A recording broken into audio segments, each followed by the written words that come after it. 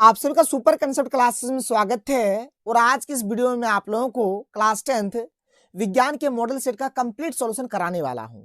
तो आप लोग वीडियो पर बने रहें। और अगर आप लोग हमारे चैनल पर पहली बार आए हैं तो चैनल को सब्सक्राइब करने के साथ साथ बेल के आइकन को प्रेस कर लीजिए, क्योंकि आप लोगों का क्लास 10th में जितना भी मॉडल सेट आया हुआ है हर एक सेट का कंप्लीट सॉल्यूशन आप लोगों को इसी चैनल में मिल जाएगा। आपको बिल्कुल भी टेंशन नहीं लेना है। जो भी सब्जेक्ट है ऑब्जेक्टिव वाला भी मिलेगा और सब्जेक्टिव वाला भी मिलेगा। और ये जो आप लोग देख पा रहे हैं ये हमारा विज्ञान का ऑब्जेक्टिव वाला मॉडल सेट है, ठीक है। और बहुत ही जल्द आप लोगों को सब्जेक्टिव वाला भी मिल जाएगा। और ये जो ऑब्जेक्टिव वाला मॉडल सेट है इसमें टोटल मिलाकर 40 क्वेश्चन दिया गया है। ये हमारा 40 नंबर का होने वाला है और जहां पर आप लोगों को 1 घंटा 30 मिनट यानी कि 1.5 घंटे का समय दिया जाएगा। तो चलिए शुरू करते हैं और एक एक करके हर एक क्वेश्चन को हम लोग देख लेते हैं। तो देखिए यहाँ पर हमारे पास जो सबसे पहला जो क्वेश्चन है क्वेश्चन नंबर 1, ठीक है। क्वेश्चन नंबर 1 क्या है देख सकते हैं यहाँ पर आप लोग। क्या है क्वेश्चन नंबर 1 कि दाढ़ी बनाने में किस प्रकार के दर्पण का उपयोग किया जाता है। दाढ़ी बनाने में बोलिए या फिर सेविंग करने में बोलिए, कुछ भी पूछा जा सकता है। सेविंग दर्पण बोलिए या फिर दाढ़ी बनाने में किस प्रकार के दर्पण का प्रयोग किया जाता है। तो इसका सही उत्तर हो जाएगा अवतल दर्पण, यानी कि क्वेश्चन नंबर 1 का सही आंसर हो जाएगा ऑप्शन नंबर सी, यानी कि अवतल दर्पण इसका बिल्कुल सही उत्तर हो जाएगा। क्वेश्चन नंबर 2 क्या है देखिए कि गोलीय दर्पण में फोकस दूरी एवं वक्रता त्रिज्या के बीच संबंध, यानी कि फोकस दूरी और वक्रता त्रिज्या में क्या संबंध है, क्या रिलेशन है, आप लोगों को बताना है। देखिए यहाँ पर ये जो क्वेश्चन नंबर 2 है इसका सही जो हमारा आंसर हो जाएगा ये हो जाएगा हमारा F बराबर R/2। ये होता है एक रिलेशन, मतलब यहाँ पे देखिए दो रिलेशन होता है, दो संबंध होता है। एक होता है F बराबर R/2 होता है और एक होता है R बराबर 2 गुना F होता है। ये हमारा दो रिलेशन दो संबंध होता है, इस चीज को आप लोग जान लीजिए। तो यहाँ पर R बराबर 2 गुना F तो दिया हुआ है ही नहीं, यहाँ पर F बराबर R/2 दिया हुआ है। ऑप्शन नंबर बी इसका बिल्कुल सही आंसर हो जाएगा। F बराबर R/2 इसका राइट उत्तर हो जाएगा, कोई दिक्कत नहीं है। आगे चलते हैं क्वेश्चन नंबर 3 की ओर चलते हैं, देख लेते हैं कि हमारे पास क्वेश्चन नंबर 3 क्या है देख लीजिए। क्वेश्चन नंबर 3 क्या है कि प्रकाश के अपवर्तन की क्रिया में कौन सी भौतिक राशि अपरिवर्तित रहती है, मतलब कौन चेंज नहीं होता है, ठीक है। तो यहाँ पर क्वेश्चन नंबर 3 का सही आंसर हो जाएगा ऑप्शन नंबर ए, यानी कि आवृत्ति इसका बिल्कुल राइट आंसर हो जाएगा। क्वेश्चन नंबर 4 की ओर चलते हैं, देख लेते हैं कि हमारे पास क्वेश्चन नंबर 4 क्या है देख लीजिए। क्वेश्चन नंबर 4 है कि 1 मीटर फोकस दूरी वाले उत्तल लेंस की क्षमता होगी। देखिए यहाँ पर फोकस दूरी कितना दिया हुआ है, 1 मीटर दिया हुआ है। फोकस दूरी को हम लोग छोटा हाथ का एफ से हम लोग इसको सूचित करते हैं और ये 1 मीटर दिया गया है तो 1 मीटर हम लोग यहाँ पर लिख देते हैं, ठीक है, कोई दिक्कत नहीं है। अब देखिए उत्तल लेंस के लिए जो हमारा फोकस दूरी होता है ये धनात्मक होता है, यानी कि ये प्लस 1 मीटर हो जाएगा, कोई दिक्कत नहीं है। यहाँ पर हमें लेंस की क्षमता निकालना है। देखिए लेंस की क्षमता बोला जाए या फिर लेंस की शक्ति बोला जाए, इसका फॉर्मूला होता है P बराबर 1/F होता है, यानी कि लेंस की क्षमता बोलिए लेंस की शक्ति बोलिए, इसको हम लोग P से सूचित करते हैं और F मतलब तो फोकस दूरी होता है। तो इसका सूत्र हो गया P बराबर 1/F हो गया।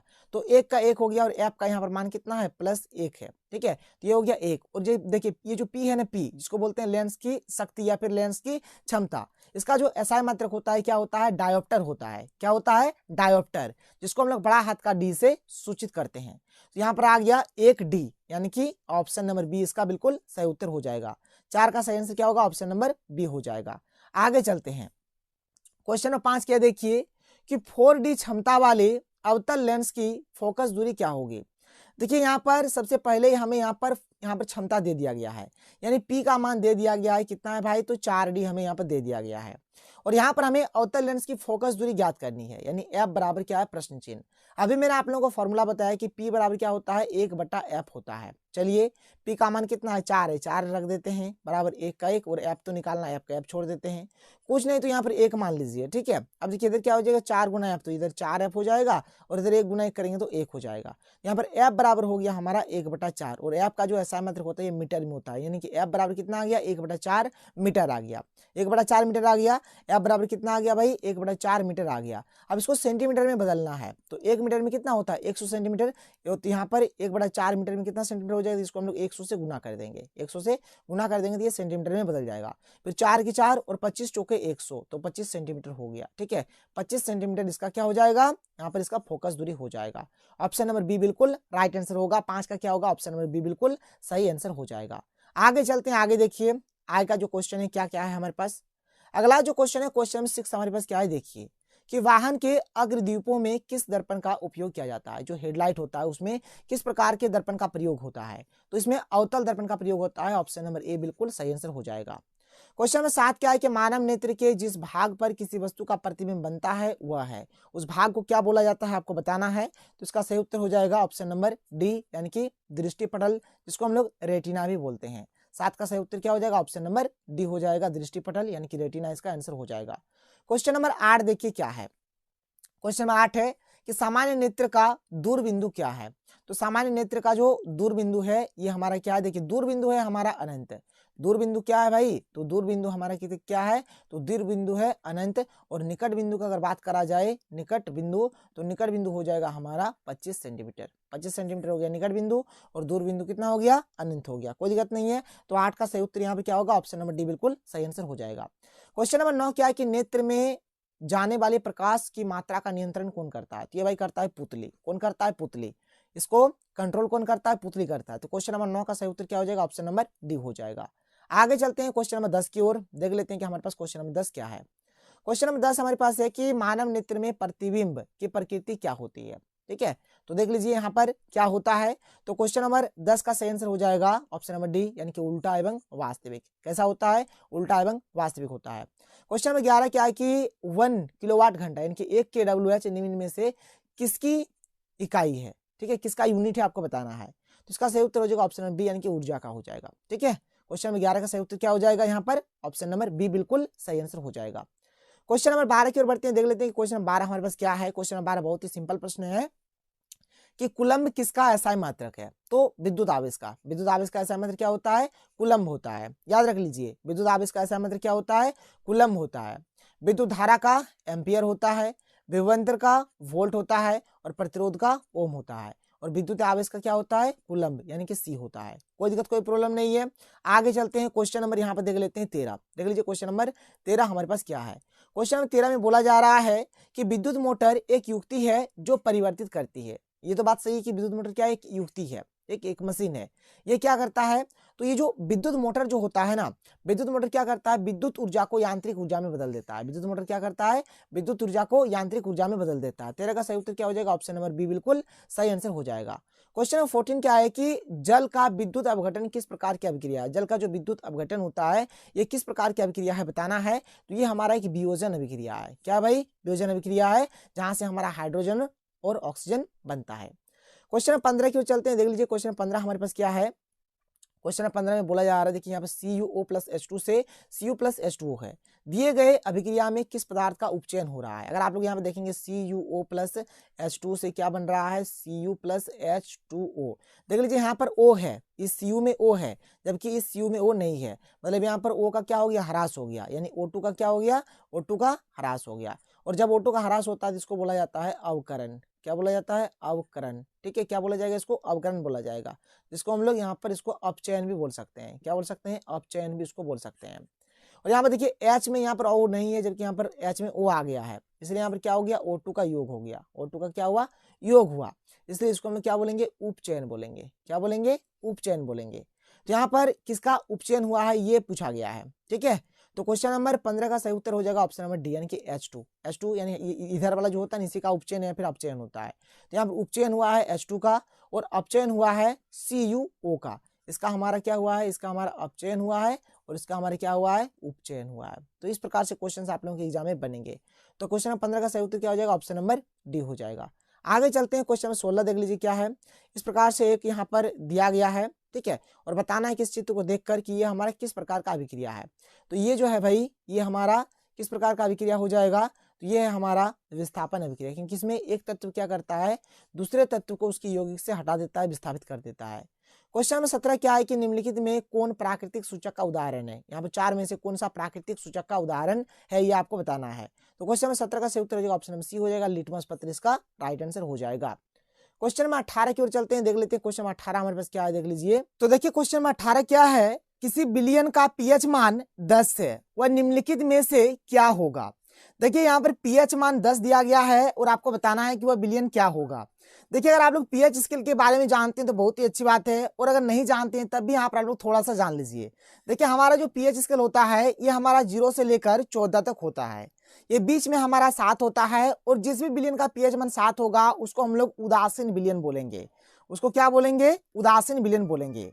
और यहाँ पर देख लीजिए 7 से कम जिसका भी होगा, 7 से कम जिसका भी होगा उसको हम लोग अम्लीय बिलियन बोलेंगे। क्या बोलेंगे? उसको अम्लीय बिलियन बोलेंगे। और जिसका भी पीएच मान 7 से अधिक होगा, जिसका भी पीएच मान 7 से अधिक होगा उसको हम लोग क्या बोलेंगे? क्षारीय बिलियन बोलेंगे। कोई दिक्कत, कोई प्रॉब्लम नहीं है, बात समझ में आ रहा है?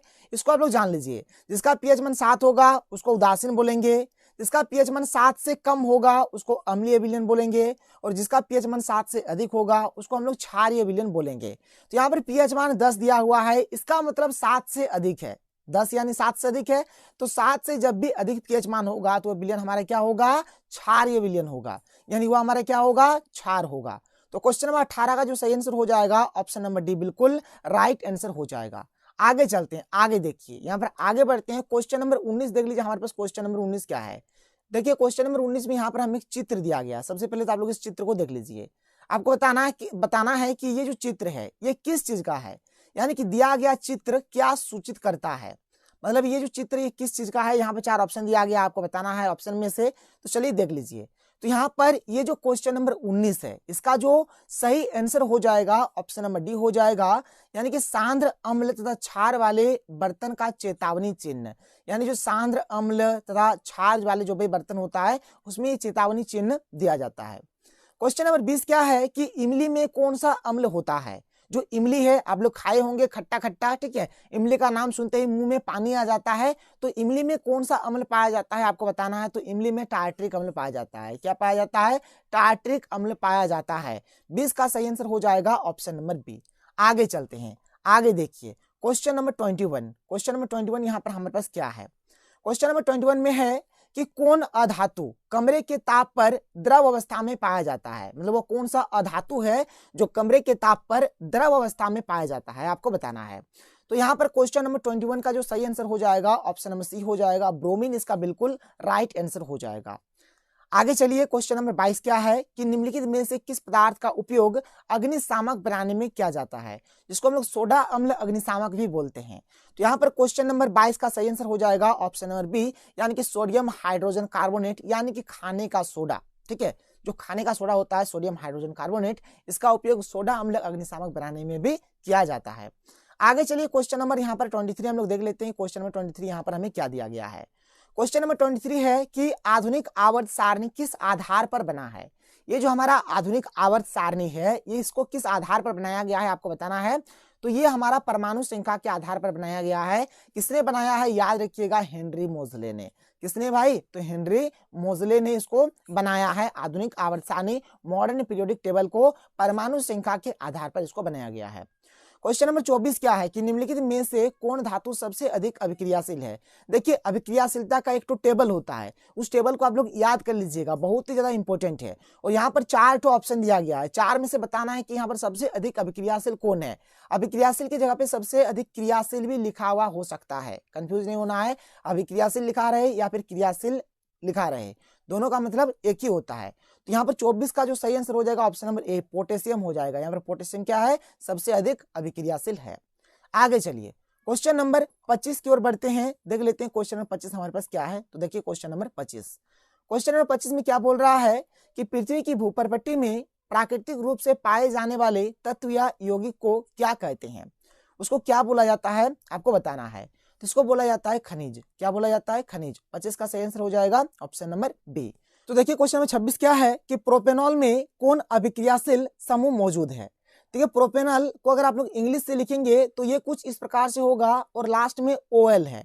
तो लास्ट में ओएल है, इसका मतलब हो गया एल्कोहल। ठीक है, एल्कोहल अभिक्रियाशील समूह यानी कि एल्कोहल फंक्शनल ग्रुप, जिसके लिए हम लोग यहाँ पर OH लिखते हैं इस प्रकार से।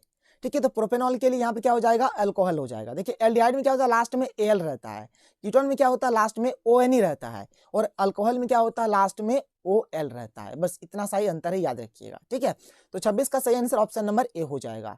आगे बढ़ते हैं, क्वेश्चन नंबर 27 देख लेते हैं। क्वेश्चन नंबर 27 हमारे पास क्या है। देखिए क्वेश्चन नंबर 27, यहाँ से हमारा बायोलॉजी का क्वेश्चन शुरू हो जाता है। देख लीजिए क्वेश्चन नंबर 27 क्या है कि प्रकाश संश्लेषण प्रक्रिया में निम्नलिखित में क्या नहीं होता है। ठीक है, तो प्रकाश संश्लेषण प्रक्रिया में क्या नहीं होता है आप लोगों को बताना है। तो यहाँ पर इसका सही उत्तर हो जाएगा ऑप्शन नंबर 3, यानी कि कार्बन डाइऑक्साइड का मुक्त होना। ठीक है, कार्बन डाइऑक्साइड का मुक्त होना नहीं, बल्कि वहां पर ऑक्सीजन मुक्त होता है। ऑक्सीजन मुक्त होता है, कार्बन डाइऑक्साइड मुक्त नहीं होता है। जल का टूटना ये सही है, ये होता है। ऑक्सीजन का मुक्त होना, पेड़ पौधे ऑक्सीजन देती हैं, वही ऑक्सीजन तो हम लोग ग्रहण करते हैं ना, तो ऑक्सीजन का मुक्त होना ये सही हो जाएगा। कार्बन डाइऑक्साइड का उपयोग होना, हाँ कार्बन डाइऑक्साइड हम लोग उपयोग करते हैं, कार्बन डाइऑक्साइड हम लोग लेते हैं, लेकिन कार्बन डाइऑक्साइड हम लोग छोड़ते नहीं है। ठीक है, इसलिए यही वाला नहीं होगा। ठीक है, मतलब 27 का यहाँ पर ये जो है प्रकाश प्रक्रिया में निम्नलिखित में क्या नहीं होता है, तो ये नहीं होता है। तो 27 का सही आंसर हो जाएगा option number C. Question number 28 क्या है कि फ्लोएम से खाद्य पदार्थों का परिवहन पौधे में किस दिशा में होता है। ठीक है, फ्लोएम से खाद्य पदार्थों का जो परिवहन होता है पौधे में किस दिशा की ओर होता है, ये आपको बताना है। तो ये आपका होता है ऊपर और नीचे दोनों की ओर। ठीक है, ऊपर और नीचे दोनों ओर आप लोगों का होता है। तो 28 का सही उत्तर क्या हो जाएगा यहाँ पर, 28 का ऑप्शन नंबर सी बिल्कुल सही आंसर हो जाएगा। तो देखिए क्वेश्चन 29 क्या है कि वृक्क की रचनात्मक तथा क्रियात्मक इकाई को क्या कहते हैं। तो इसको बोला जाता है वृक्काणु। इसको क्या बोला जाता है, वृक्काणु बोला जाता है, या फिर इसको नेफ्रॉन बोला जाता है। वृक्काणु बोलिए या फिर नेफ्रॉन बोलिए। देखिए यहाँ पर वृक्काणु या फिर नेफ्रॉन कहीं पर भी नहीं दिया हुआ है, लेकिन ये आप लोगों का वृक्काणु शायद हो सकता है, थोड़ा मिसप्रिंट है, आप लोग देख लीजिएगा। लेकिन अभी तो आप लोग जान लीजिए कि वृक्क की जो रचनात्मक तथा क्रियात्मक जो इकाई होता है उसको बोला जाता है वृक्काणु बोलिए या फिर नेफ्रॉन बोलिए। देखिए न्यूरॉन जो होता है, न्यूरॉन हम लोग तंत्रिका कोशिका को बोलते हैं। तंत्रिका कोशिका को क्या बोला जाता है, तंत्रिका कोशिका का ही हमारा एक नाम है जिसको बोला जाता है न्यूरॉन। और वृक्काणु, वृक्काणु क्या है, वृक्क की रचनात्मक तथा क्रियात्मक इकाई है जिसको वृक्काणु बोला जाता है और जिसे नेफ्रॉन भी बोला जाता है। तो 29 का यहाँ पर वृक्काणु और नेफ्रॉन इसका सही आंसर हो जाएगा। आगे चलते हैं, क्वेश्चन नंबर 30 की ओर बढ़ते हैं। देख लेते हैं क्वेश्चन नंबर 30 हमारे पास क्या है। देख लीजिए क्वेश्चन नंबर 30 यहाँ पर क्या है कि फलों को पकाने के लिए कौन सा हार्मोन उत्तरदायी है। ठीक है, तो फलों को पकाने के लिए यहाँ पर एथिलीन का प्रयोग करा जाता है। एथिलीन, ऑप्शन नंबर सी इसका बिल्कुल सही उत्तर हो जाएगा। क्वेश्चन नंबर 31 क्या है कि एस्ट्रोजन स्रावित होता है। एस्ट्रोजन स्रावित होता है कहां से होता है भाई, तो अंडाशय द्वारा होता है। कहां से, अंडाशय द्वारा। 31 का सही उत्तर हो जाएगा option number A. Question number 32 यहाँ पर क्या दिया गया है, क्वेश्चन नंबर 32 आप लोग देख सकते हैं यहाँ पर दिया गया है हमें। क्वेश्चन नंबर 32 में दिया गया है कि नर युग्मक और मादा युग्मक के संलयन को क्या कहते हैं। इसको बोला जाता है निषेचन। क्या बोला जाता है, निषेचन। 32 का right answer option number B हो जाएगा। क्वेश्चन नंबर 33 देख लीजिए। यहाँ पर क्वेश्चन नंबर 33 में इस प्रकार से दिया गया है कि दिए गए चित्र में कौन सा जनन हो रहा है। इस चित्र को आप लोग अच्छी तरह से देख लीजिए, जो कि हाइड्रा का चित्र है, और किस प्रकार का यहाँ पर जनन हो रहा है आप लोगों को बताना है। ठीक है, क्वेश्चन नंबर क्या है, क्वेश्चन नंबर 33। तो क्वेश्चन नंबर 33 का यहाँ पे जो सही आंसर हो जाएगा ऑप्शन नंबर ए हो जाएगा, मुकुलन। यहाँ पर क्या हो रहा है भाई, मुकुलन हो रहा है। कोई दिक्कत कोई प्रॉब्लम नहीं है। आगे चलते हैं, आगे देखिए हमारे पास जो अगला क्वेश्चन है क्वेश्चन नंबर 34। क्वेश्चन नंबर 34 में हमें क्या दिया गया है कि पक्षी और चमगादड़ के पंख जो होते हैं ये क्या होते हैं, समरूप अंग होते हैं। क्या होते हैं, समरूप अंग। देखिए एक होता है समरूप अंग, एक होता है समजात अंग। ठीक है, तो समरूप अंग होता है, ये दोनों क्या होता है, समरूप अंग होते हैं। तो समजात दिया है, ये तो होगा नहीं। अवशेषीय अंग ये भी होगा नहीं, जीवाश्म ये भी होगा नहीं। ठीक है, तो यहाँ पर देखिए ऑप्शन के अकॉर्डिंग हम लोग चलेंगे तो असंजात अंग ये वाला हो जाएगा इसका सही, क्योंकि समजात होगा नहीं, समजात नहीं होगा तो क्या होगा, असंजात होगा, ये वाला हो जाएगा। क्वेश्चन नंबर 35 क्या है कि मेंडल अपने प्रयोग के लिए किस पौधे को चुना। किसको चुना था, मटर के पौधे को चुना था। 35 का सही उत्तर यहाँ पर ऑप्शन नंबर सी हो जाएगा। ठीक है, मटर के पौधे को उन्होंने चुना था। क्वेश्चन नंबर 36 यहाँ पर क्या है, आप लोग देख सकते हैं कि निम्नलिखित में कौन उत्पादक है। यहाँ पर कौन उत्पादक है आप लोगों को बताना है। तो 36 का सही आंसर हो जाएगा ऑप्शन नंबर सी, यानी कि घास। घास यहाँ पर क्या है भाई, उत्पादक है। क्वेश्चन नंबर 37 क्या है कि किसी आहार श्रृंखला में शाकाहारी का निर्माण होता है। ठीक है, शाकाहारी का निर्माण होता है, ये आपको बताना है। ये प्रथम पोषी स्तर का, प्रथम पोषी स्तर इसका आंसर हो जाएगा। 37 का ऑप्शन नंबर ए बिल्कुल राइट आंसर हो जाएगा। क्वेश्चन नंबर 38 की ओर चलते हैं, देख लेते हैं क्वेश्चन नंबर 38 हमारे पास क्या है। ठीक है, क्वेश्चन नंबर 38 देखिए क्या है कि ओजोन परत के अपक्षय के लिए जिम्मेदार है। कौन ओजोन परत की क्षति के लिए जिम्मेदार है भाई, तो CFC। ठीक है, 38 का सही आंसर हो जाएगा option number B, chlorofluorocarbon, CFC इसका आंसर हो जाएगा। क्वेश्चन नंबर 39 क्या है कि निम्नलिखित में से कौन जैव मात्रा ऊर्जा स्रोत का उदाहरण नहीं है। कौन उदाहरण नहीं है ये पूछा गया है, क्वेश्चन में भी ध्यान देना है आपको।